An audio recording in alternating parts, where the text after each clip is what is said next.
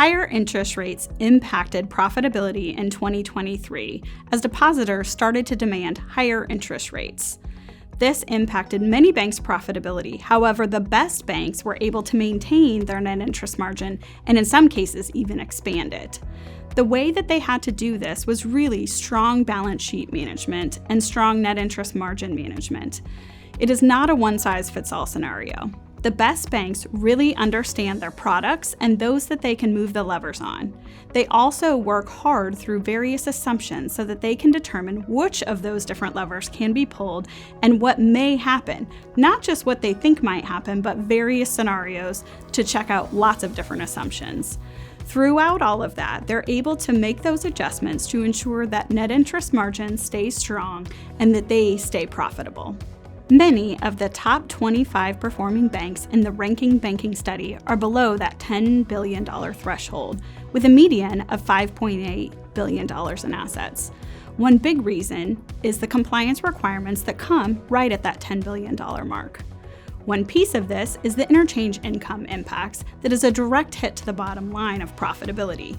Additionally, the additional compliance requirements really take an additional time and effort to ensure they're compliant with those items.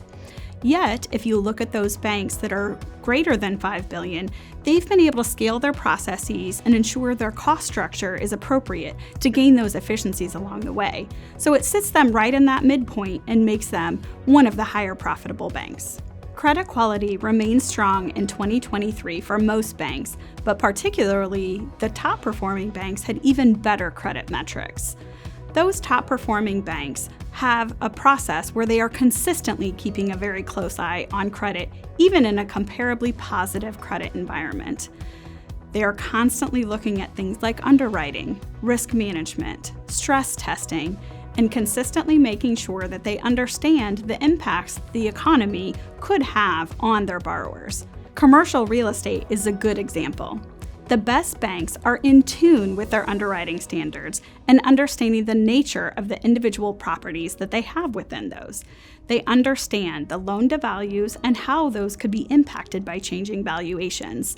They are closely monitoring their borrowers to ensure that they understand the sorts of things that they're running into and addressing them on a proactive basis.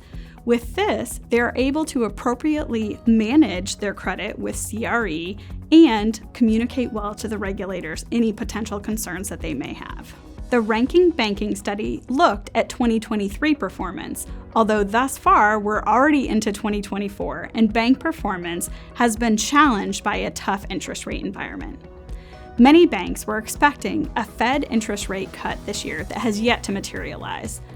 Because of that, they're looking at ways to streamline processes, maybe looking at technology to make things more quick, efficient, also looking at cutting costs in other ways.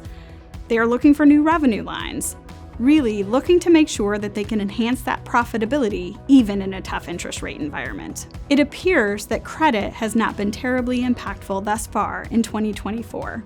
However, that could absolutely change as we finish the year out and could yet have a big impact on the ultimate performance in 2024.